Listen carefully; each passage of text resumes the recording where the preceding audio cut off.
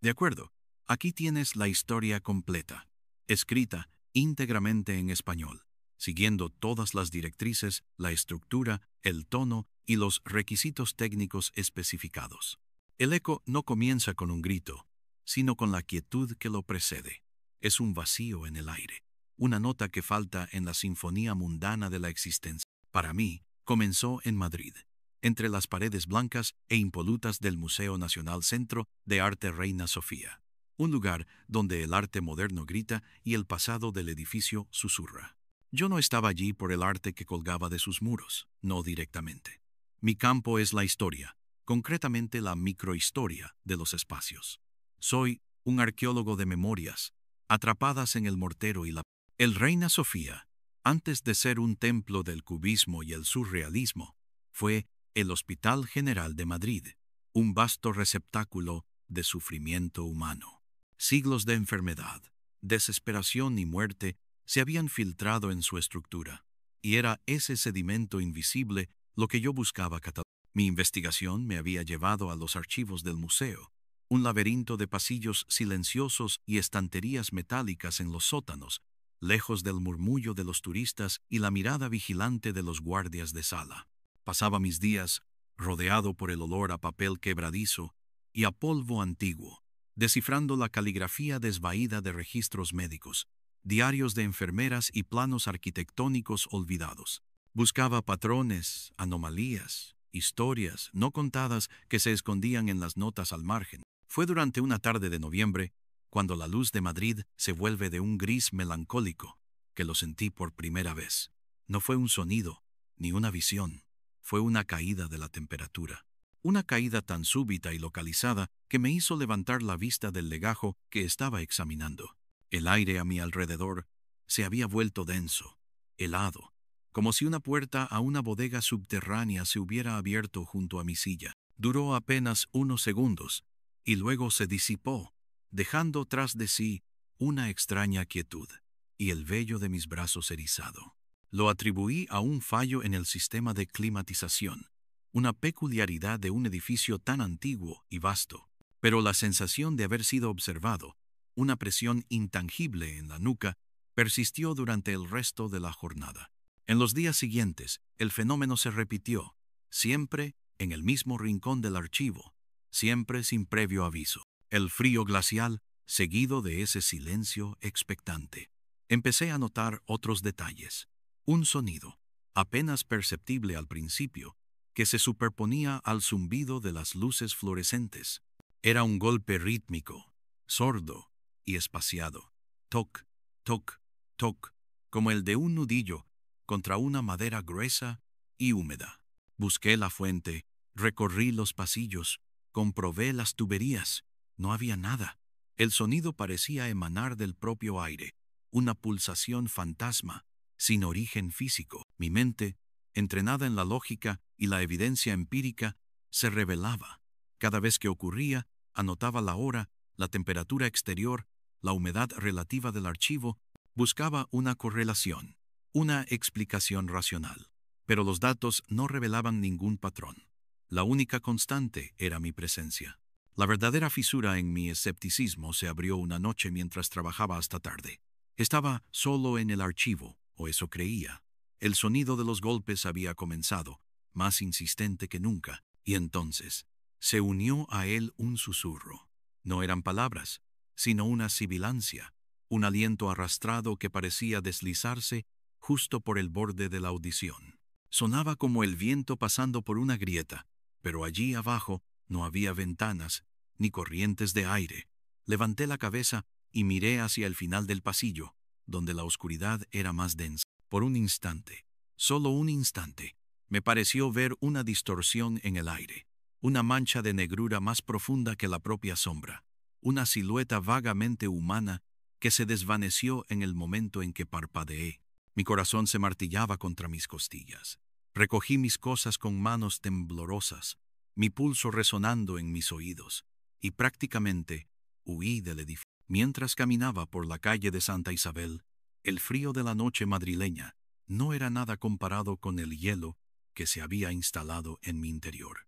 La leyenda local, la que los guardias más viejos y los bibliotecarios susurraban con una mezcla de burla y temor supersticioso. Hablaba de la sombra del dolor. No era un fantasma con nombre y apellido, sino una especie de emanación, el eco colectivo de los innumerables pacientes que murieron entre aquellos muros, especialmente durante los años más oscuros de la Guerra Civil, cuando el hospital se desbordó de heridos y moribundos. Decían que, a veces, en los pasillos más antiguos o en los sótanos, se podía sentir la presencia de ese sufrimiento acumulado, una entidad hecha de memoria y agonía. Yo siempre había descartado esas historias como folclore, el producto inevitable de la imaginación humana en un lugar con tanta carga histórica. Pero ahora, ya no estaba tan seguro. La silueta que había creído ver, la opresión en el pecho, el frío antinatural, todo encajaba, con una precisión escalofriante, en la vaga descripción de la leyenda. Mi investigación cambió de rumbo. Ya no buscaba datos arquitectónicos o registros administrativos. Buscaba a la sombra. Me obsesioné. Pasaba horas revisando los archivos fotográficos de la época del hospital, escrutando los rostros anónimos de médicos, enfermeras y pacientes.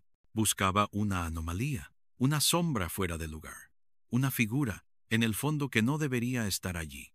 Fue en una fotografía borrosa, tomada en el ala de enfermedades infecciosas, alrededor de 1937, donde encontré algo. En una esquina, detrás de un grupo de enfermeras de la Cruz Roja, había una mancha oscura junto a una puerta. No parecía una sombra proyectada por la luz. Era demasiado sólida, demasiado definida en sus bordes amorfos.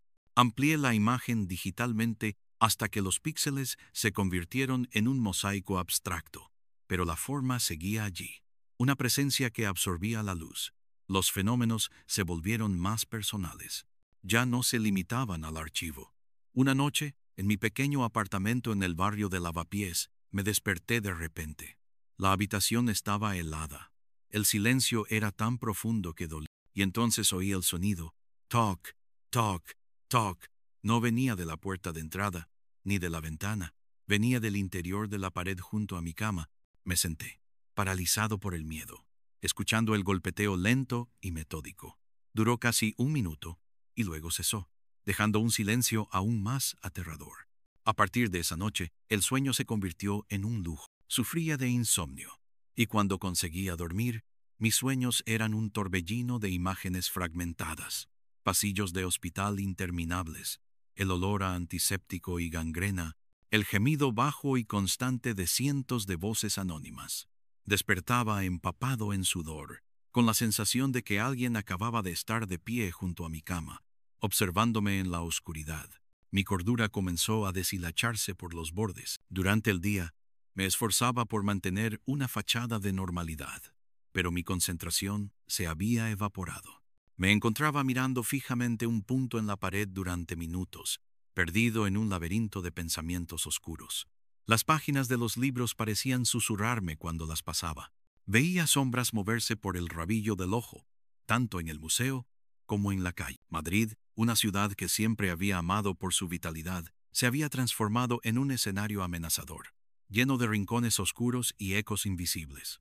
Mis colegas empezaron a notar mi deterioro, mi palidez, mis ojeras, mi distracción constante. Me sugirieron que me tomara un descanso, que quizás el tema de mi investigación era demasiado lúgubre. No podía explicarles que no era el tema, sino el propio lugar, el que me estaba consumiendo. El punto de inflexión llegó a través de un documento que había pasado por alto docenas de veces. Era el diario de un capellán que sirvió en el hospital durante la guerra. La mayor parte eran anotaciones rutinarias sobre misas y extremaunciones, pero en una entrada, fechada en el invierno de 1938, describía a un soldado moribundo que deliraba, no sobre el enemigo o su familia, sino sobre el hombre que camina sin pies, una sombra que roba el último aliento. El soldado, según el capellán, había dibujado algo en la pared con su propia sangre antes de morir. Un símbolo. El capellán lo había copiado en el margen de su diario. Una espiral imperfecta que terminaba en un punto en el centro. Debajo había escrito una sola palabra: Toletum, el antiguo nombre romano de Toledo, y al lado, una anotación casi ilegible. Susurra sobre un pacto en el callejón del diablo. Aquello fue como una descarga eléctrica, una pista, un hilo del que tirar en medio de la oscuridad asfixiante. La sombra no era solo un producto de la guerra, del hospital. Era algo más antiguo, algo que había viajado en el tiempo y el espacio, y que por alguna razón se había manifestado con fuerza en aquel nexo de sufrimiento. La mención de Toledo y el Callejón del Diablo no podía ser una coincidencia. Sentí un impulso irracional, una certeza visceral de que debía ir allí. No era una decisión lógica. Un historiador no abandona su archivo para perseguir el delirio de un soldado muerto hace 80 años. Pero yo ya no era solo un historiador. Era un hombre acosado, un hombre que necesitaba entender qué era lo que se había adherido a él, lo que le seguía desde los sótanos del museo hasta la intimidad de su dormitorio. Necesitaba ponerle un nombre, una historia, a la oscuridad que me estaba devorando. Hice las maletas esa misma noche, moviéndome por mi apartamento como un autómata. Dejé una nota vaga para el director del archivo, alegando una emergencia familiar. No me importaban las consecuencias profesionales. Mi única prioridad era escapar de la influencia del museo, o quizás, paradójicamente, adentrarme más en su origen. El viaje en tren desde Atocha hasta Toledo fue un interludio de extraña calma. Mientras el paisaje de la meseta castellana se deslizaba por la ventanilla, un mosaico de ocres y marrones bajo un cielo plomizo, sentí por primera vez, en semanas que el aire no pesaba, que podía respirar sin sentir una presencia invisible sobre mis hombros. Pero sabía que era una tregua temporal. No estaba huyendo, estaba siguiendo el rastro. La llegada a Toledo fue como entrar en otra era. La ciudad se alza sobre una colina rocosa, un laberinto de calles empedradas, sinagogas, mezquitas e iglesias, todo ello rodeado por el abrazo del río Tajo. El peso de la historia aquí era palpable, mucho más denso y antiguo que en Madrid. Cada piedra parecía tener una historia que contar, y no todas eran amables. El aire olía a piedra húmeda, a incienso y a algo más, algo metálico y antiguo, como sangre seca. Me alojé en una pequeña pensión cerca del Alcázar, en una habitación con vigas de madera oscura y una ventana que daba a un patio interior silencioso. La primera noche dormí profundamente, un sueño sin sueños, exhausto por la tensión acumulada. Pero la sensación de ser un extraño, un intruso en un lugar cargado de secretos, era ineludible. Al día siguiente, comencé mi búsqueda. No tenía un plan claro, solo un nombre: el Callejón del Diablo. Un mapa turístico me indicó su ubicación, en el corazón del antiguo barrio judío. Mientras me adentraba en la maraña de callejuelas, la sensación de opresión regresó, diferente a la de Madrid. Allí era un frío invasivo. Aquí era una pesadez, como si la gravedad misma fuera más intensa. Las calles eran tan estrechas que los edificios parecían inclinarse unos hacia otros, bloqueando la luz del sol y creando túneles de sombra perpetua. El sonido de mis propios pasos sobre los adoquines gastados era el único ruido, un eco solitario en el silencio de la tarde. Encontré el callejón. Era poco más que una grieta entre dos edificios antiguos, oscuro y angosto. Una placa de cerámica descolorida confirmaba su nombre. La leyenda local, que un anciano tendero me relató con una sonrisa desdentada, hablaba de un nigromante que había invocado a un demonio en ese mismo lugar siglos atrás, y que el diablo, al partir, había dejado una marca de su garra en la piedra. Un cuento para asustar a los niños, por supuesto. Pero mientras estaba allí, en la boca del callejón, sentí una familiar bajada de temperatura. El aire se espesó. El sol, que apenas se filtraba entre los tejados, pareció atenuarse. Entré con el corazón en un puño.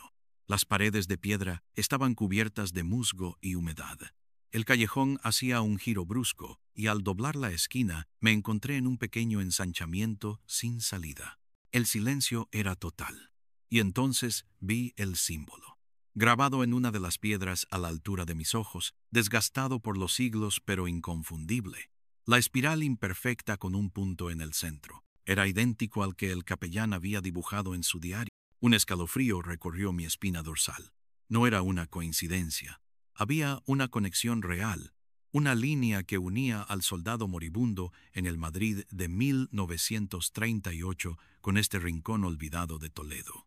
Mientras mi mano se acercaba a tocar el símbolo, una ráfaga de imágenes asaltó mi mente. No eran mis recuerdos. Vi el callejón iluminado por antorchas. Oí gritos en un castellano antiguo. Olí el hedor a carne quemada. Sentí un miedo primordial, el terror de ser casado. Vi un rostro, desdibujado por el pánico, y unos ojos que ardían con una furia fanática. Eran fragmentos, destellos de una memoria ajena, tan vívidos que me hicieron retroceder tambaleándome. Me apoyé contra la pared opuesta, jadeando. El sudor frío perlaba mi frente. La sombra no era solo el dolor de los soldados, era un receptáculo de ecos mucho más antiguo. El sufrimiento de los perseguidos por la Inquisición, el terror de las víctimas de una plaga, la desesperación de generaciones de almas atrapadas en la violenta historia de España. Era una entidad parasitaria que se alimentaba de la tragedia humana, y este callejón era uno de sus anclajes, un lugar donde su esencia se había solidificado. El sonido regresó. Toc, toc, toc, pero esta vez no era un golpe sordo. Era el sonido de piedra contra piedra, un rasguño lento y deliberado que venía de la pared donde estaba el símbolo. Miré, horrorizado, y vi cómo nuevos arañazos aparecían en la piedra, como si una garra invisible estuviera tallando algo. No era una espiral, eran letras, torpes y angulosas. Una a una, se formó una palabra, escenario, y debajo, otra, Barcino, el antiguo nombre romano de Barcelona. Huí del callejón como si el mismísimo diablo me persiguiera. Corrí por las calles de Toledo sin rumbo, chocando con turistas, ignorando sus protestas. Solo me detuve cuando llegué a la orilla del Tajo, con los pulmones ardiendo y el pánico atenazando mi garganta. El mensaje era claro. La entidad me estaba guiando. Esto no era una investigación, era una peregrinación forzada. Me estaba llevando a un tercer lugar, a un escenario. La palabra evocaba un teatro, una representación. ¿Qué quería mostrarme? ¿O quería que yo formara parte de la función? La idea me heló la sangre. Pasé los siguientes 2 días encerrado en mi habitación de la pensión, debatiéndome. Una parte de mí, la parte racional que aún se aferraba a la vida, me gritaba que volviera a Madrid, que viera a un médico, que buscara ayuda psiquiátrica, que todo aquello eran alucinaciones producto del estrés y la obsesión. Pero otra parte, una parte más profunda e instintiva, sabía que era real. Sabía que si intentaba ignorarlo, la sombra no me dejaría en paz. Se había enganchado a mí. Me había elegido como su audiencia, o quizás como su cronista. La única manera de liberarme, si es que era posible, era seguir el camino hasta el final, llegar al escenario. Con una sensación de fatalidad, compré un billete de tren a Barcelona. El viaje fue largo, atravesando la aridez de Aragón y los campos de Cataluña. Durante el trayecto, me sumergí en la historia de Barcelona en mi ordenador portátil, buscando cualquier conexión, cualquier lugar que pudiera ser el escenario. Mis búsquedas sobre teatros antiguos y lugares con leyendas oscuras me llevaron a un nombre, el Antic Theatre, en el barrio de El Born. Era un espacio de creación cultural, un bar con un jardín interior muy popular entre los artistas de la ciudad. Pero su historia era mucho más compleja. El edificio databa del siglo XVII y había sido, entre otras cosas, un palacio, un círculo de artesanos, y durante una epidemia de cólera en el siglo XIX, un hospital improvisado, un lugar de muerte y desesperación, un nexo, como el Hospital General de Madrid. La conexión era demasiado fuerte para ignorarla. Llegué a Barcelona al anochecer. La ciudad me recibió con su bullicio mediterráneo, un contraste vibrante con la solemne quietud. Pero, bajo la superficie de modernidad y turismo, sentía la misma antigüedad, las mismas capas de historia. Me dirigí directamente a El Born, un laberinto de calles estrechas similar al de Toledo, pero lleno de bares de moda, boutiques y el murmullo de conversaciones en múltiples idiomas. Encontré el Antique Theatre en la calle Verdaguer y Callís. Desde fuera era una fachada discreta, casi anónima. Entré por un pasillo que se abría a un patio interior sorprendente, con un enorme árbol en el centro y mesas repartidas bajo su sombra. El ambiente era relajado, bohemio. Gente joven bebía cerveza y charlaba animadamente. Parecía el lugar menos probable del mundo para un encuentro con una entidad de pesadilla. Me senté en una mesa en un rincón, pidiendo un café que apenas toqué. Observé el lugar, intentando sentir algo. La más mínima señal de la presencia que me había atormentado, pero no había nada. Solo la normalidad, la vida cotidiana. Por un momento, una ola de alivio y una vergüenza abrumadora me invadieron. ¿Y si todo había sido una elaborada fantasía de mi mente? ¿Había viajado por media España persiguiendo un fantasma creado por mi propia paranoia? Me sentí ridículo. Terminé mi café y decidí que al día siguiente volvería a Madrid y buscaría ayuda profesional. Cuando me levanté para irme, pasé junto a la puerta que llevaba al interior del teatro, al espacio escénico propiamente dicho. Estaba cerrada, pero una rendija de luz se filtraba por debajo. Una curiosidad morbosa, el último vestigio de mi obsesión, me impulsó a empujarla. Cedió con un suave chirrido. El interior estaba oscuro, a excepción de una única luz de trabajo que iluminaba el centro de un pequeño escenario de madera. Era un espacio íntimo, casi claustrofóbico, con paredes de piedra vista y un techo bajo con vigas de madera. El aire estaba cargado de un olor a polvo, a madera vieja y a algo más. Un aroma dulzón y metálico que me recordó vagamente al archivo del Reina Sofía.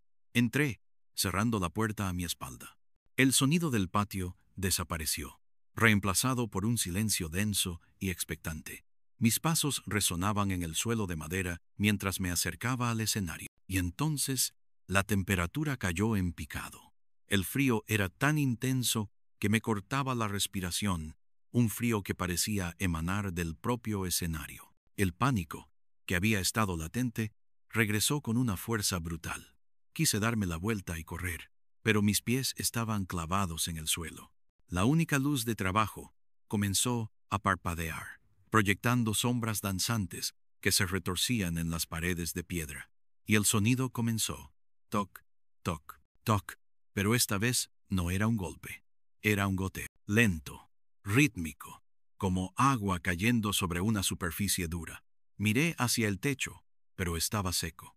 El sonido venía del centro del escenario, de la mancha de luz.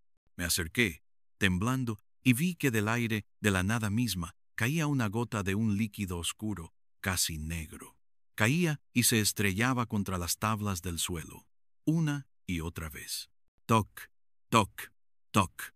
El susurro llenó el espacio. No era el siseo informe de Madrid. Eran voces, cientos de voces superpuestas, hablando en un coro caótico de dolor, miedo y rabia. Eran los lamentos de los enfermos de cólera de aquel mismo edificio, los gritos de los herejes de Toledo, los gemidos de los soldados de Madrid, todas las voces del sufrimiento que la sombra había absorbido a lo largo de los siglos. Mi mente se tambaleaba al borde del colapso, incapaz de procesar aquel asalto sensorial. Entonces, en el centro del escenario, bajo el goteo incesante, la oscuridad comenzó a coalescer. La mancha de negrura que había vislumbrado en el archivo del Reina Sofía se materializó ante mis ojos. No tenía una forma definida. Era una columna de sombra palpitante, una ausencia de luz y de ser que absorbía el calor y el sonido a su alrededor. No tenía ojos, pero sentí su mirada sobre mí. Una mirada que no veía mi cuerpo, sino mi alma, mi memoria, mi propio dolor. Y entendí lo que no era un fantasma, ni un demonio. Era un archivo viviente de la agonía, un eco que se negaba a desaparecer, condenado a revivir eternamente los peores momentos de la historia humana en los lugares donde habían ocurrido. Y entendí lo que quería de mí. No quería matarme, no quería asustarme, quería ser escuchado, quería ser comprendido. Yo, un historiador, un arqueólogo de la memoria, era el candidato perfecto. Me había atraído hasta aquí, hasta su escenario, para la representación final. Quería transferirme su carga. Quería que yo me convirtiera en el nuevo archivo.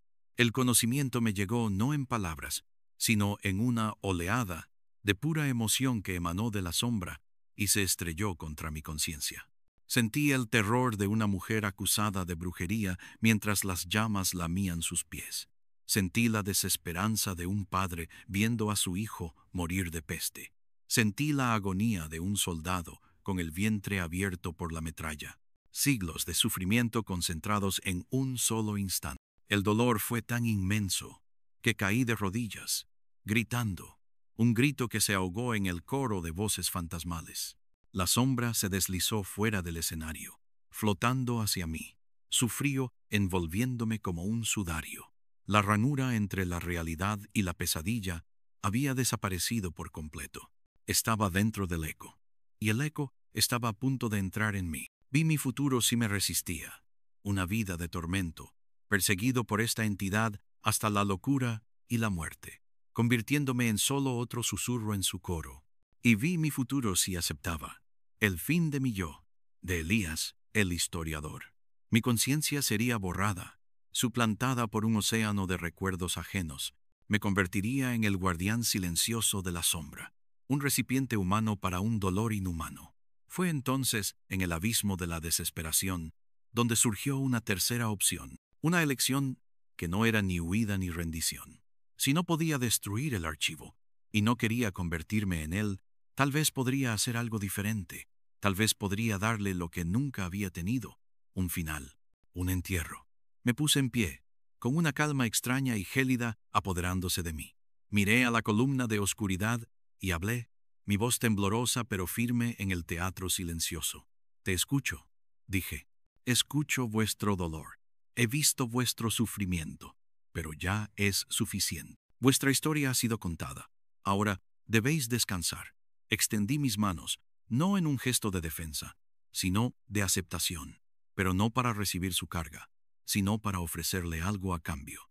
Le ofrecí mi propia memoria, mis alegrías, mis tristezas, mis amores, mis miedos, toda mi vida, mi identidad, como un ancla para atraerla, como un sacrificio final para contenerla.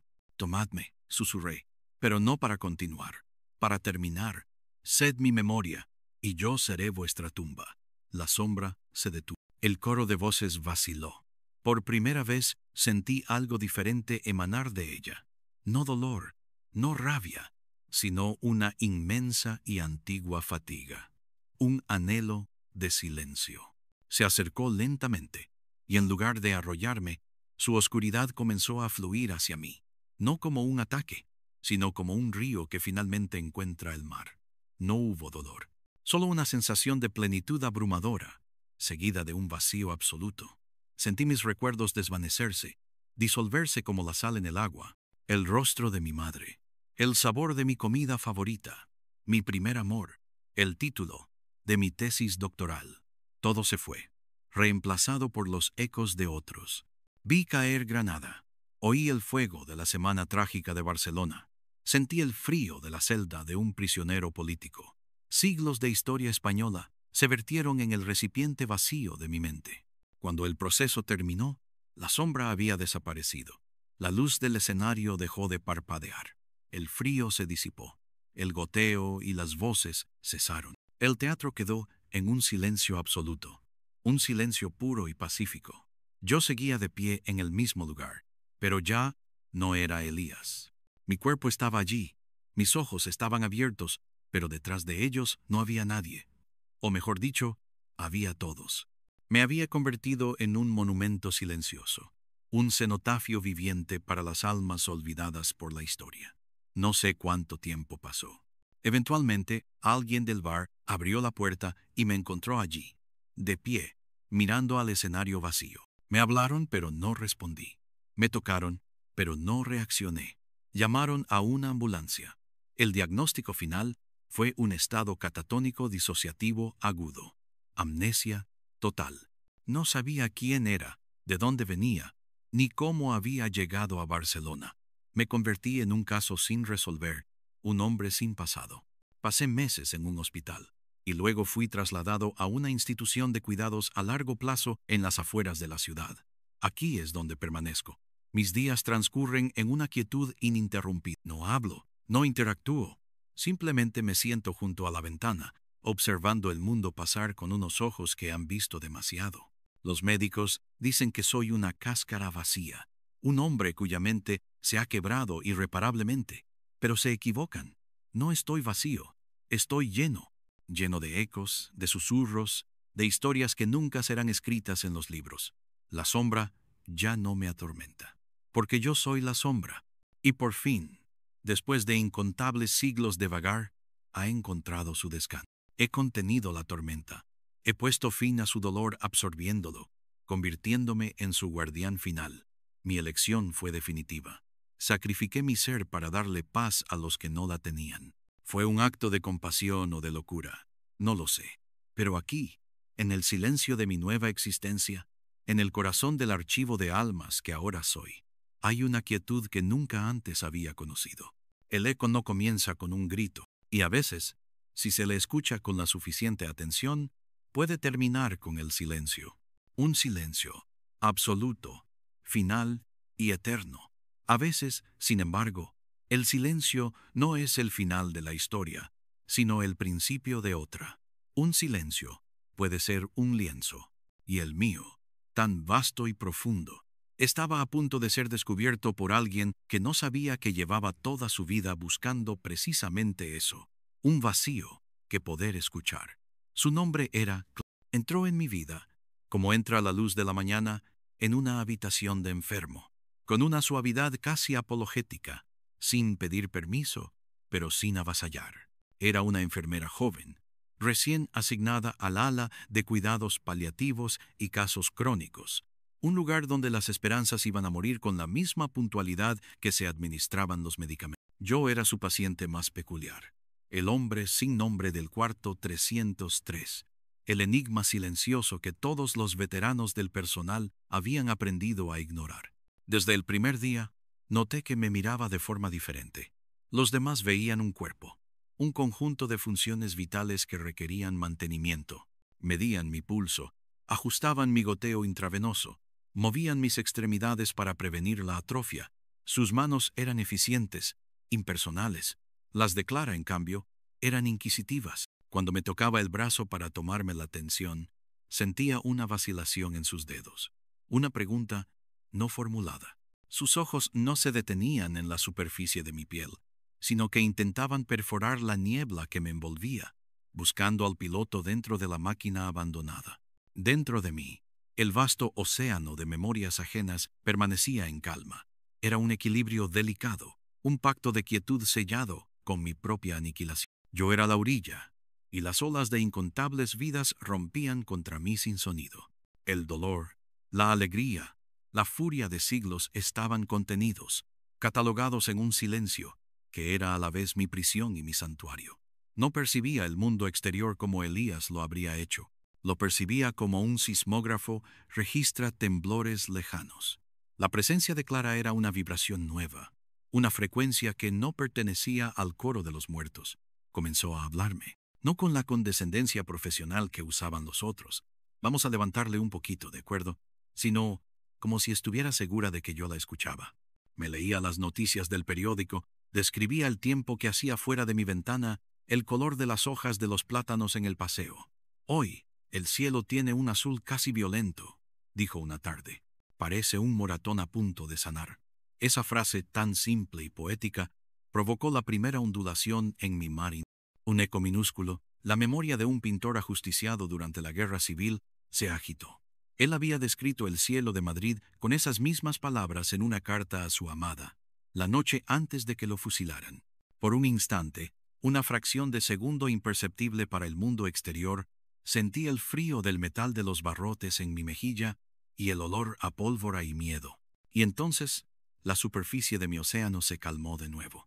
Pero la quietud ya no era absoluta. Se había formado una grieta. Clara lo notó. No el recuerdo, por supuesto, sino un cambio en la habitación. «Qué raro», murmuró, frotándose los brazos. «¿No siente frío de repente?» El termostato marcaba los mismos 23 grados de siempre, pero el frío que ella sentía no era de este mundo. Era el frío de una celda en el invierno de 1939.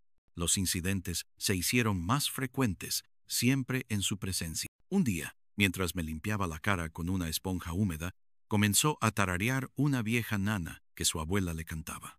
La melodía era sencilla, casi olvidada, pero en las profundidades de mi archivo despertó a una docena de almas. Una madre sevillana que perdió a su hijo en la epidemia de fiebre amarilla de 1800. Una joven obrera de Alcoy que cantaba para acallar el estruendo de los telares y el hambre de su vientre. Una anciana en un pueblo de Galicia que había despedido a todos sus hijos hacia América. La habitación se llenó con el aroma inconfundible de la sal marina. Un olor denso, nostálgico y amargo. Clara dejó de tararear y olfateó el aire. ¿Huele eso? Huele a mar, como en la Barceloneta cuando hay temporal. Miró por la ventana. Estábamos a kilómetros de la costa, en un día seco y sin viento. El olor se desvaneció tan rápido como había llegado, dejándola confundida y con la piel de gallina. Dentro de mí, el equilibrio se estaba rompiendo. La compasión de Clara, su insistencia en tratarme como a un ser sensible, actuaba como una llave, abriendo cerraduras que yo creía selladas para siempre. Las voces no gritaban, pero susurraban. Las historias no se imponían, pero se filtraban. La tumba que yo había construido con mi propia mente estaba resultando ser porosa. El guardián estaba perdiendo el control, no por la fuerza, sino por la amabilidad. Clara empezó a llevar un pequeño diario. Al principio, eran notas sobre mi estado físico, pero pronto se convirtieron en un registro de lo inexplicable. 14 de octubre. Olor a cera de iglesia y a incienso quemado durante el baño. Duró unos segundos. El paciente no reaccionó, pero la temperatura de su piel bajó 2 grados. 22 de octubre.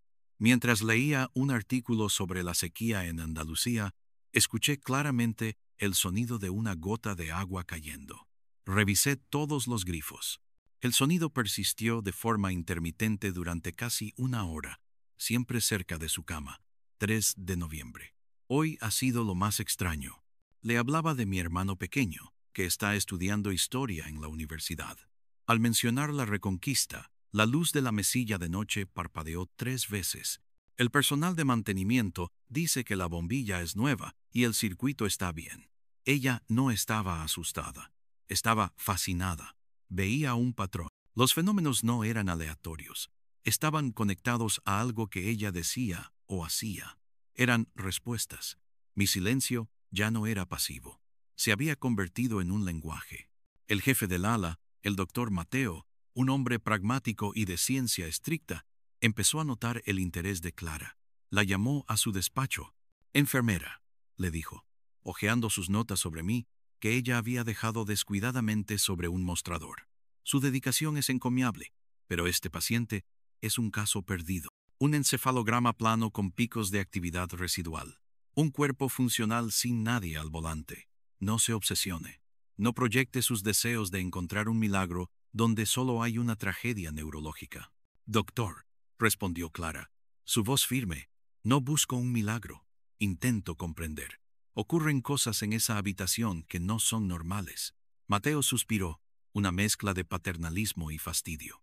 El estrés, la falta de sueño, el ambiente deprimente de esta planta. Todo eso puede jugar una mala pasada a la percepción.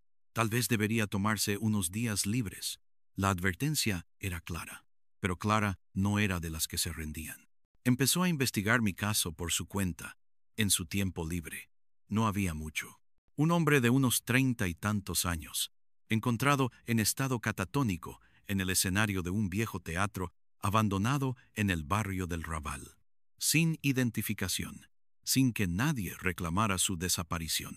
Las huellas dactilares no arrojaron resultado. Un fantasma. La palabra teatro resonó en ella. Fue allí, a ese edificio decrépito que había sido testigo de mi transformación. Una noche, después de su turno, se armó de valor y fue a buscarlo. Lo encontró tapiado, con un cartel de peligro, riesgo de derrumbe. Pero logró colarse por una ventana rota en la parte trasera. El aire dentro era denso, cargado con el polvo de décadas. La luz de su móvil apenas cortaba la oscuridad. Caminó por los pasillos, sobre un manto de yeso y escombros, hasta que llegó a la sala principal. El escenario estaba allí, vacío, silencioso. Pero para Clara, el silencio no estaba vacío. Se quedó de pie en el mismo lugar donde yo había caído de rodillas. Y por primera vez, sintió la verdadera naturaleza de lo que yo contenía. No era una presencia maligna, era una ausencia inmensa, un eco de innumerables ausencias. Sintió una tristeza tan profunda, tan antigua, que se le llenaron los ojos de lágrimas, sin saber por qué. No era su tristeza, era la del lugar. O más bien, la que el lugar había absorbido de mí, la que yo había dejado atrás como una huella radioactiva. De vuelta en el hospital, su enfoque cambió. Ya no solo me hablaba de su vida o del mundo exterior. Empezó a hablarles a ellos, a los que estaban dentro. «Sé que estáis ahí», susurró una tarde, mientras la lluvia golpeaba suavemente la ventana. «No sé quiénes sois, pero sé que sufristeis, y que Él, os dio un hogar». Esa fue la frase que lo cambió todo, la palabra hogar. Dentro de mí, un torbellino. El pacto de silencio se hizo añicos. Las memorias no se filtraron, se desbordaron, no como un ataque, sino como una ofrenda desesperada. Querían ser escuchadas, querían ser validadas. El vaso de agua en mi mesilla de noche tembló y se agrietó, derramando su contenido por el suelo. Un libro de la estantería cayó abierto por una página que mostraba un grabado de la quema de conventos de 1835. El aire se espesó con el olor a humo y a papel quemado. Clara oyó un murmullo, un coro de voces indistintas, como el sonido de una radio mal sintonizada entre emisoras de diferentes épocas. No venía de mis labios. Venía de todas partes y de ninguna. Se asustó, sí, pero no huyó. Se arrodilló junto a mi cama. Cogió mi mano inerte y la apretó con fuerza. «Os escucho», dijo, repitiendo sin saberlo las mismas palabras que yo había pronunciado en el teatro. «Contadme. Estoy aquí para escuchar». Y el archivo se abrió para ella. No con palabras, sino con sensaciones. Durante la siguiente hora, Clara experimentó un torrente de historia. Sintió el pánico de un ciudadano de Cádiz durante el asedio francés, el hambre roedora de un campesino extremeño durante un año de mala cosecha, el fervor de un republicano defendiendo Madrid, la desesperanza de un morisco expulsado de su tierra. Vio destellos de rostros, oyó fragmentos de canciones, sintió amores y odios que abarcaban 1000 años. Fue abrumador, caótico, doloroso. Lloró, tembló, pero no soltó mi mano. Se convirtió en mi ancla, la única conexión con el presente que impedía que la tormenta de pasado nos consumiera a los dos. Cuando todo terminó, la habitación estaba en silencio de nuevo. La normalidad había regresado. Clara estaba agotada, pálida, pero con una claridad en los ojos que nunca antes había tenido. Me miró, y por primera vez no vio a un paciente. Vio al guardián. Vio el sacrificio. «Gracias, Elías», susurró. El nombre salió de sus labios con una certeza absoluta. No lo había leído en ningún informe. Lo sabía. Se lo habían dicho ellos. A partir de ese día, su misión cambió. Ya no intentaba curarme. Comprendió que mi estado no era una enfermedad, sino una función, un deber sagrado. Se convirtió en mi cómplice, en la guardiana del guardián. Su método se refinó. Aprendió a navegar por mi océano interior. Descubrió que ciertas piezas de música, ciertos poemas, ciertos relatos históricos, podían calmar a grupos específicos de almas dentro de... Traía un pequeño reproductor de audio y ponía cantos gregorianos para apaciguar a los monjes de monasterios desamortizados. Leía en voz alta a Federico García Lorca y sentía una ola de dolor y reconocimiento colectivo que poco a poco se transformaba en una calma melancólica. Se convirtió en una especie de curadora de almas, usando el arte y la historia para llevar consuelo al archivo viviente que yo era. El doctor Mateo, por supuesto, no tardó en intervenir. Otros miembros del personal habían informado de los extraños olores, de las fluctuaciones de temperatura, del comportamiento obsesivo de Clara. Una noche, entró en la habitación sin avisar y la encontró sentada en el suelo, con los ojos cerrados, mientras de su reproductor salía una saeta flamenca increíblemente triste. El aire de la habitación era gélido y olía a azahar. «Se acabó, Clara», gritó, rompiendo el trance. «¿Qué cree que está haciendo? Esto no es un hospital, es un centro de espiritismo. Está funcionando, doctor», dijo ella con una calma que lo enfureció aún más. «Está más tranquilo. Su ritmo cardíaco es más estable que nunca. Está en coma. Su ritmo cardíaco es estable porque apenas está vivo», replicó él. «Está despedida. Recoja sus cosas. Mañana a primera hora no la quiero ver aquí. Y voy a solicitar una orden de alejamiento para que no pueda acercarse a este paciente nunca más». Clara no discutió. Sabía que era inútil. Le echó una última mirada a mi rostro impasible. «Cuídalos, Elías», susurró, tan bajo que solo yo y los que estaban conmigo pudimos oírla. Luego se marchó. La puerta se cerró. Y con su partida, la calma que había logrado construir se fracturó. El estímulo de su compasión, el bálsamo de su entendimiento, había desaparecido. El silencio en mi interior volvió a ser pesado, opresivo. Las almas no habían sido sanadas, solo habían sido escuchadas temporalmente. Ahora, el silencio era el de una sala de espera infinita, y la paciencia se estaba agotando. Los días siguientes fueron un lento descenso a la disonancia. Sin la influencia de Clara, las filtraciones se volvieron erráticas, más intensas. Una nueva enfermera, una mujer mayor y brusca llamada Marta, se quejó de que la habitación siempre estaba helada. Las bombillas se fundían a un ritmo inexplicable. Un día, el crucifijo que Marta había colgado en la pared, en contra de las normas del hospital, apareció en el suelo, partido en dos. Marta tenía miedo.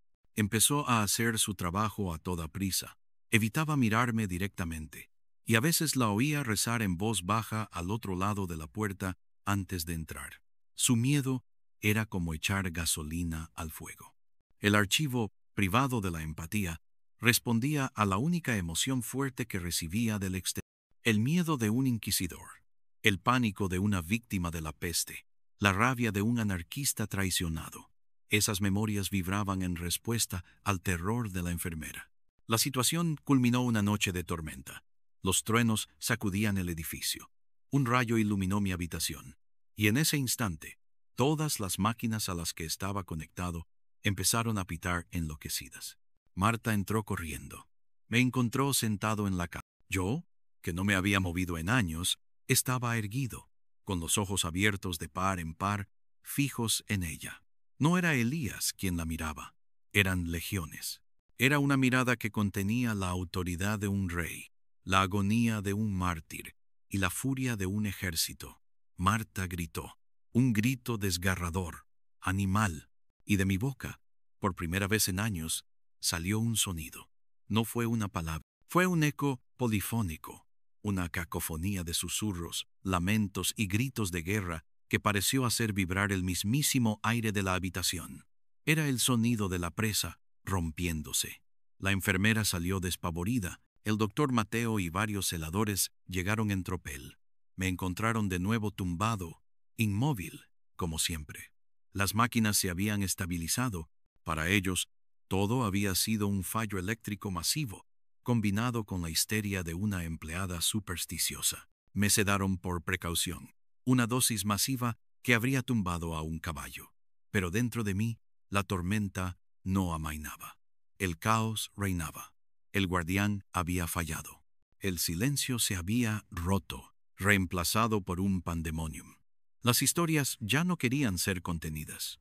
Querían ser liberadas. Y mi cuerpo, el recipiente, empezaba a resquebrajarse bajo la presión. Sentí por primera vez, desde mi transformación, un atisbo de mi antiguo yo. Un fragmento de la conciencia de Elías, gritando de terror en medio del huracán de almas, un náufrago en su propio océano interior. La tumba se estaba convirtiendo en un volcán. Mientras tanto, Clara no se había rendido. Despedida, y con una orden de alejamiento, no podía acercarse al hospital. Pero había pasado semanas investigando. Había encontrado artículos sobre la historia del teatro, un lugar marcado por incendios, suicidios de actores y extraños sucesos. y había encontrado un cabo suelto en mi expediente. Entre los pocos objetos que llevaba cuando me encontraron había una llave antigua, de hierro, que la policía había catalogado y guardado en un depósito de pruebas sin identificar. Clara, usando su conocimiento de la burocracia y una excusa bien elaborada sobre un trabajo de investigación universitaria, logró que le permitieran ver los objetos del caso John Doe 303. Consiguió la llave. Durante días, recorrió archivos municipales, registros de la propiedad, buscando una cerradura para esa llave. Finalmente, la encontró. No era la llave del teatro, era la llave de un piso en el barrio gótico, un piso que había sido propiedad de un historiador solitario que había desaparecido sin dejar rastro en las mismas fechas en que yo fui encontrado. Elías Varela entró en el apartamento, que había permanecido sellado por la policía. Estaba cubierto de polvo, pero intacto. Era un santuario dedicado a la historia. Libros por todas partes, mapas antiguos, notas meticulosas, y en el centro del escritorio un diario abierto. Clara empezó a leer. Leyó sobre mi obsesión con los ecos olvidados de la historia, con la sombra del tiempo. Leyó mi descenso a la paranoia, mi descubrimiento del teatro, mi terror creciente. Y finalmente, leyó la última entrada, escrita con mano temblorosa la misma tarde en que desaparecí. Esta noche voy a enfrentarme a ella. No sé si para destruirla o para que me destruya a mí. Pero el eco no puede seguir gritando en la oscuridad. Alguien tiene que escucharlo hasta el final. Clara lo comprendió. Mi sacrificio, mi elección, y supo que la crisis en el hospital no era una recaída, sino una consecuencia directa de su ausencia. Yo no era el problema, era la solución. Una solución que estaba a punto de colapsar. Desafiando la orden de alejamiento, corrió hacia el hospital en medio de la noche. Se coló por una entrada de servicio. Subió por las escaleras de emergencia, evitando las cámaras y al personal. Llegó a mi puerta. Dentro, oyó el zumbido errático de los monitores y el sonido bajo y gutural que ahora emanaba de mi garganta constantemente. Entró. La habitación era un caos de energía palpable. Los objetos vibraban. Las sombras en las esquinas parecían retorcerse. El doctor Mateo y otra enfermera estaban allí, intentando sujetarme a la cama mientras mi cuerpo se convulsionaba violentamente. «Salga de aquí», le gritó Mateo al verla. «Llamaré a seguridad». «No lo entiende», le suplicó Clara, acercando. «No está enfermo. Está sobrecargado. Necesita silencio. Está sufriendo un ataque epiléptico masivo. Necesita un anticonvulsivo», replicó él, preparando una jeringa. «No, eso lo empeorará», gritó ella. Y entonces hizo lo único que se le ocurrió. Se interpuso entre el doctor y yo. Me miró a los ojos, a esa tormenta de identidades que luchaban por salir, y comenzó a hablar. No me habló a mí, Elías, ni a ellos, las almas. Habló de sí misma. Les ofreció una historia nueva. Les habló de su infancia en un pueblo pequeño, del olor a tierra mojada después de la lluvia, de la muerte de su abuela, de su primer amor, de su sueño de ser enfermera para cuidar de los demás. Les ofreció su propia memoria, no como un sacrificio, sino como un contrapunto, una historia sencilla, personal, del presente, como una nota clara y pura, en medio de una sinfonía de dolor histórico. Vuestro sufrimiento es real, les dijo, con lágrimas corriendo por sus mejillas, y Él os ha honrado. Os ha dado un lugar para descansar, pero no podéis consumirlo. Su historia también importa. Mi historia importa. El presente importa. Dejadle vivir en su silencio. Dejadle ser vuestro guardián en paz. Poco a poco algo cambió. Las convulsiones de mi cuerpo amainaron.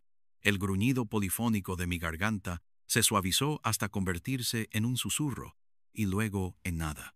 El zumbido de las máquinas se normalizó. La sensación de opresión en la habitación se disipó. El doctor Mateo se quedó paralizado, con la jeringa en la mano, observando una escena que desafiaba toda su formación médica. Me quedé quieto, tumbado de nuevo, con los ojos cerrados. La tormenta interior había pasado. La intervención de Clara, su ofrenda de una memoria viva y presente, había restablecido el equilibrio. Les había recordado a las almas que el tiempo seguía avanzando, que el mundo no había terminado con sus tragedias. Clara no se quedó a esperar las consecuencias. Salió de la habitación en silencio, dejando a un atónito doctor Mateo atrás. Sabía que no podía volver, pero también sabía que su trabajo estaba hecho. No la volví a ver. El doctor Mateo, profundamente afectado por lo que había presenciado, cambió su tratamiento. Aunque nunca lo admitió, canceló la medicación pesada. Ordenó que mi habitación se mantuviera en silencio, con luz tenue. Instruyó al personal para que me tratara con una nueva forma de respeto, casi reverencial. Marta pidió el traslado a otra planta. Mi existencia volvió a su quietud. Pero ya no era una quietud frágil. Era un silencio fortificado, cimentado por el acto de compasión de Clara.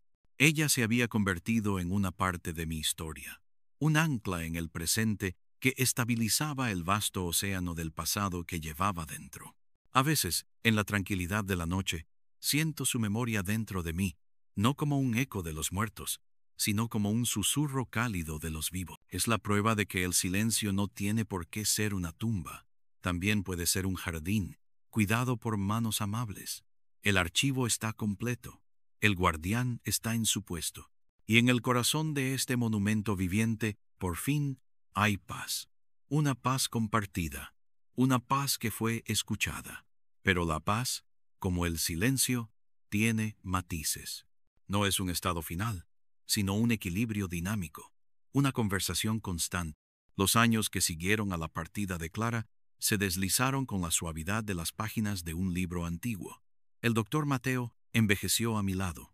Sus visitas se hicieron menos clínicas y más parecidas a las de un viejo amigo que viene a sentarse en un banco del parque, sin necesidad de palabras. A veces me leía fragmentos de poesía o noticias del periódico, no para obtener una respuesta, sino como quien riega una planta, ofreciendo un pequeño goteo del mundo exterior para nutrir la quietud interior.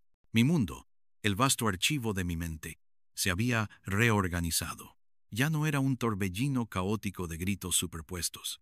Era una biblioteca infinita y silenciosa, donde cada alma, cada eco, tenía su propio estante, su propio volumen encuadernado en la memoria de su tiempo. Podía caminar por sus pasillos, si así lo deseaba. Podía detenerme ante el soldado de Verdún, sentir el frío del barro en sus botas y el temblor de su último aliento, pero ya no me arrastraba a la trinchera. Podía sentarme junto a la mujer quemada por la Inquisición y percibir el humo y el fervor injusto, pero las llamas ya no consumían mi propia carne. Me había convertido en su bibliotecario, su custodio. El guardián no solo contenía el archivo, lo ordenaba, y en el centro de esta biblioteca, en el atrio más luminoso, estaba ella, Clara. Su memoria no era un libro en un estante. Era la luz que se filtraba por las claraboyas, el aire que permitía que las viejas páginas respiraran sin deshacerse. Era un susurro cálido que no contaba una historia terminada, sino que se desplegaba en tiempo real. A través de esa ancla que había hundido en mi alma, empecé a percibir fragmentos de su vida. No eran visiones claras, sino sensaciones, impresiones fugaces como el aroma de una flor lejana traído por el viento. Sentía la sal del mar en el aire, aunque mis ventanas daban a un patio interior de hormigón. Percibía el calor del sol en la piel durante veranos largos y tranquilos. Oía, muy a lo lejos, el eco de una risa infantil que no pertenecía a ningún fantasma del pasado. Eran retazos de su paz, y se convirtieron en su presente vivo y continuo. Me aseguraba que el mundo seguía girando, que la vida florecía más allá de las paredes de mi santuario. Ella vivía, y en su vida todas las almas que yo albergaba encontraban una extraña forma de redención, la prueba de que su sacrificio, su dolor, no había sido el final de todo. La historia continuaba, pero los bibliotecarios también envejecen. Un día, el doctor Mateo entró en mi habitación más despacio. Se sentó en su silla de siempre y se quedó mirándome durante mucho tiempo. Su rostro, surcado por las arrugas de una vida dedicada a sanar, mostraba una profunda melancolía. «Me jubilo, Elías», dijo finalmente, y su voz, aunque firme, contenía un temblor.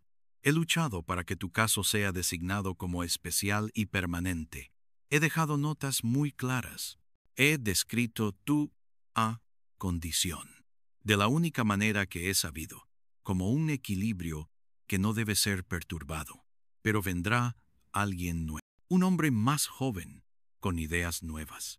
La ciencia no descansa, y a veces, en su prisa por avanzar, olvida la sabiduría de la quietud. Se inclinó hacia adelante, y por primera vez en todos esos años, vi en sus ojos no solo a un médico, sino a un hombre que se enfrentaba a un misterio que lo superaba y que había aprendido a respetarlo.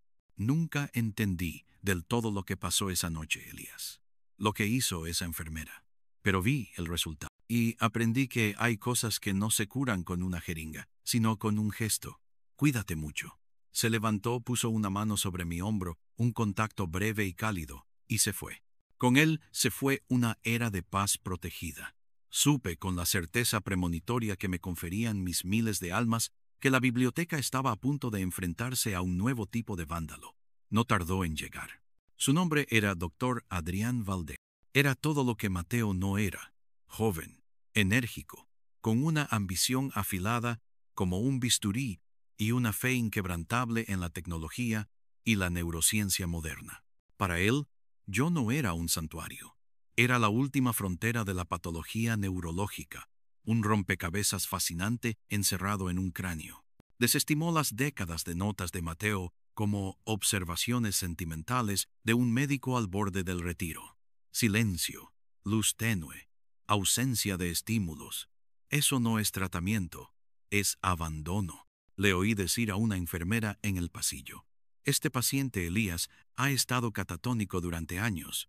Su cerebro es un músculo que se ha atrofiado por falta de uso. Vamos a despertarlo. Empezó sutilmente. La luz tenue fue reemplazada por una iluminación fluorescente, dura y blanca, que parpadeaba sin piedad. El silencio fue profanado por una radio que ponía música pop a bajo volumen durante el día. Estimulación auditiva básica, lo llamó. Para mí, era como el zumbido de 1000 insectos irritantes arrastrándose por los silenciosos pasillos de mi biblioteca. Los ecos, tranquilos, durante tanto tiempo en sus estantes, empezaron a agitarse, no con angustia, sino con una nerviosa confusión. El soldado de Verdún se removió, el estruendo lejano de la artillería volviendo a resonar en su memoria. La mujer de la Inquisición sintió un picor en la piel, como el recuerdo de una brasa. Valdés lo interpretó como un éxito. Los monitores registraban ligeras variaciones en mi ritmo cardíaco, minúsculas fluctuaciones en mi actividad cerebral. «Responde a los estímulos», exclamaba él, revisando los gráficos con una sonrisa de suficiencia. «El motor sigue ahí, solo hay que encontrar la llave de contacto». Yo, mientras tanto, me aferraba al susurro de Clara. Intentaba concentrarme en la sensación de la brisa marina, en el calor del sol, pero la cacofonía que Valdés introducía en mi mundo lo hacía cada vez más difícil. El ancla se sentía más lejana, la cadena que me unía a ella, más tensa y frágil. Las imágenes de su vida empezaron a llegarme distorsionadas. La risa infantil a veces se oía aguda, como un grito. La calma del mar se convertía en el rugido de una tormenta inmensa.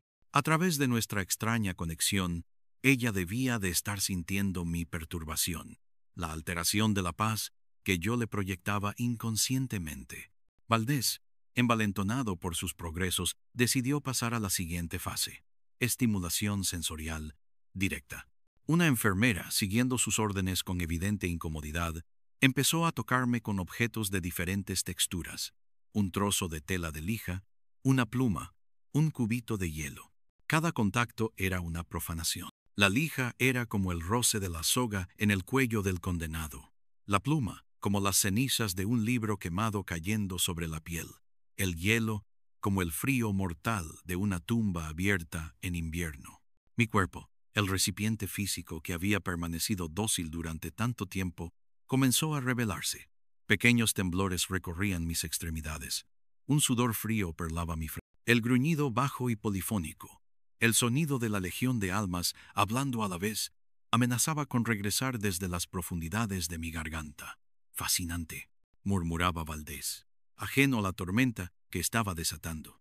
«Respuestas motoras involuntarias, Reflejos primarios. Estamos llegando a las capas más profundas de la conciencia. No estaba llegando a mi conciencia. Estaba golpeando las puertas de un mausoleo con un martillo pilón, despertando no a un hombre, sino a una multitud de muertos furiosos. La conexión con Clara se convirtió en mi único refugio. Me sumergí en ella con la desesperación de un hombre que se ahoga. Busqué su paz, su presente. Y entonces la vi con una claridad que nunca antes había experimentado. Estaba en un jardín, arrodillada en la tierra, con las manos sucias. Había un niño pequeño a su lado, de unos 5 o 6 años, que le ofrecía un gusano retorciéndose en la palma de su mano. Clara reía, una risa genuina y cristalina, pero de repente su sonrisa se desvaneció. Levantó la vista, no hacia el cielo, sino hacia adentro, hacia la distancia, como si escuchara una nota discordante en la sinfonía del mundo. Su rostro se llenó de una preocupación repentina e inexplicable. Estaba sintiéndome. La perturbación de mi santuario se propagaba por el hilo invisible que nos unía, enviando ondas de angustia a través del tiempo y el espacio. Esa visión me dio una nueva fuerza. No solo debía proteger la paz por mí, sino también por ella. No podía permitir que la violencia del mundo de Valdés contaminara el suyo. El golpe de gracia de Valdés fue su obra maestra de arrogancia científica, una sesión de estimulación magnética transcraneal. Vamos a reactivar las redes neuronales latentes con pulsos magnéticos dirigidos, explicó a su equipo. Es como darle un empujón a un coche que se ha quedado sin batería. Vamos a forzar un reinicio del sistema. Me llevaron a una sala especial. Me colocaron un casco con bobinas metálicas en la cabeza. El zumbido eléctrico del aparato era un aullido en mi mundo de silencio. Era la sirena que anunciaba el bombardeo inminente sobre mi biblioteca. Cuando Valdés activó la máquina, no fue un empujón, fue una explosión.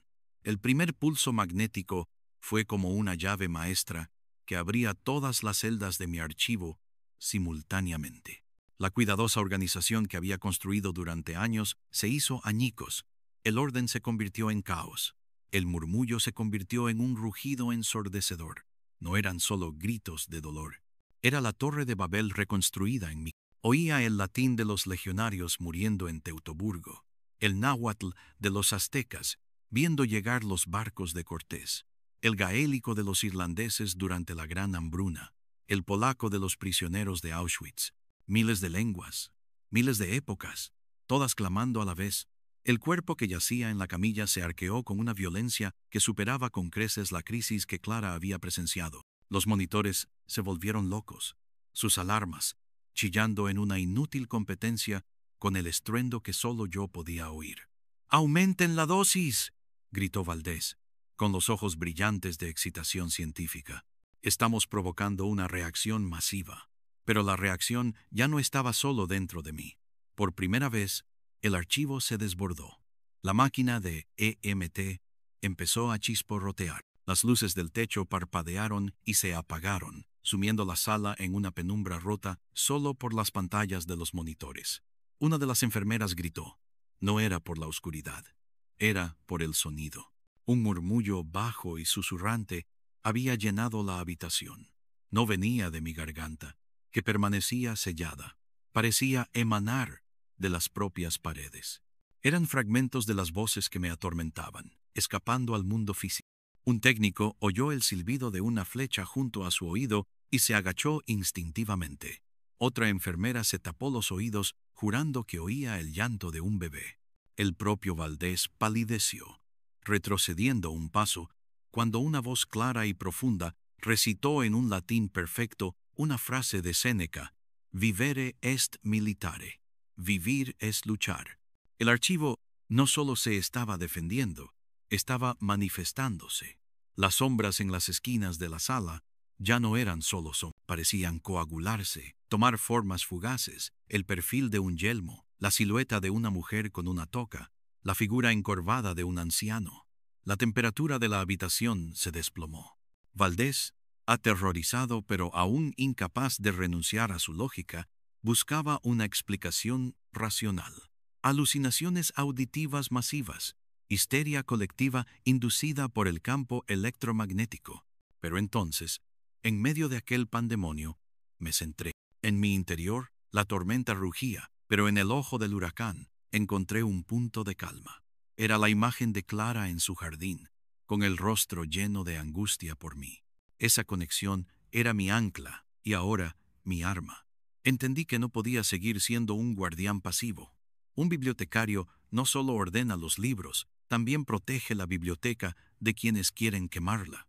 Dejé de intentar contener el torrente. En su lugar, lo canalicé. No abrí la boca, no moví un músculo, pero reuní la esencia de una sola memoria, un solo eco, y la proyecté hacia afuera con toda la fuerza de mi voluntad. No elegí una memoria de guerra o de dolor.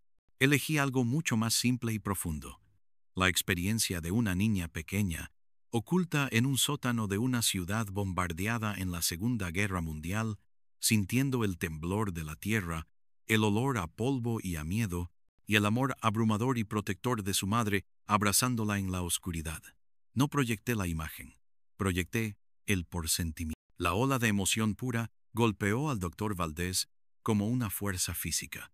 Se quedó sin aliento, sus rodillas flaquearon y tuvo que apoyarse en una consola para no caer.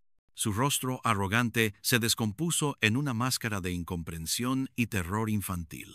Por un instante, no era el doctor Adrián Valdés, el brillante neurocientífico. Era un niño asustado en la oscuridad, anhelando el abrazo de su madre. La experiencia duró apenas un segundo, pero le grabó a fuego en el alma un conocimiento que ninguna universidad podría enseñarle, que la historia no es una colección de datos, sino el peso acumulado del amor y el terror humanos. La ola se retiró. El silencio volvió a la sala. Un silencio denso, pesado, absoluto. Las voces fantasmales se desvanecieron. Las luces parpadearon y volvieron a encenderse. La máquina de EMT emitió un último gemido y se apagó. Mi cuerpo se relajó sobre la camilla. La tormenta interna se calmó. Los ecos volvieron a sus estantes, no con la docilidad de antes, sino con el respeto que se le tiene a un guardián que ha demostrado su poder. Valdés me miraba, con los ojos desorbitados. No veía a un paciente catatónico. Veía algo que su ciencia no podía nombrar. Sin decir una palabra, se dio la vuelta y salió de la habitación, tropezando. Nunca más volvió a entrar. Los días siguientes fueron un epílogo silencioso. El doctor Valdés presentó su renuncia, alegando fatiga nerviosa extrema. El personal que había estado en la sala durante el incidente fue reasignado o pidió el traslado, susurrando historias que nadie en la administración del hospital quería oír. El protocolo del doctor Mateo fue reinstaurado, no por comprensión, sino por miedo. Mi habitación volvió a ser un santuario de luz tenue y silencio reverencial. La paz regresó, pero era una paz diferente. Ya no era la paz de la contención, sino la paz del dominio. Había aprendido a hablar el lenguaje del silencio, a ejercer una autoridad sin palabras. El archivo y yo ya no éramos contenedor y contenido, éramos una simbiosis, un ecosistema en equilibrio. Y la conexión con Clara se había transformado. Ya no eran solo fragmentos sensoriales. A veces, en la profunda quietud, podía sentir la estructura de sus pensamientos, la cadencia de sus emociones. Sentía su alegría cuando su hijo aprendía a montar en bicicleta, su tristeza cuando una vieja amiga se mudaba, su serena satisfacción al final de un largo día. Y sabía, con una certeza absoluta, que ella también me sentía a mí. No como una carga o una preocupación, sino como una presencia constante en el fondo de su ser, una nota grave y sostenida que daba profundidad a la melodía de su vida. No era un observador pasivo de su existencia, ni ella una simple ancla. Éramos dos faros llamándose el uno al otro a través de un océano de tiempo. Ella me mantenía anclado al presente, recordándome que la vida continuaba. Yo, desde mi quietud, le ofrecía la profundidad del pasado, un recordatorio silencioso de la resiliencia del espíritu humano. El guardián sigue en su puesto. La biblioteca está segura. Pero el silencio ya no es un fin en sí mismo. Es el medio a través del cual escucho la única historia que sigue importando, la única que se escribe cada La historia de una mujer que vive junto al mar, que cuida de su jardín y que, a veces, en una tarde tranquila, se detiene, mira al horizonte y sonríe, sin saber muy bien por qué, sintiendo una paz profunda que le llega desde un lugar muy, muy lejano. Una paz compartida. Una paz que, por fin, se ha convertido en un diálogo.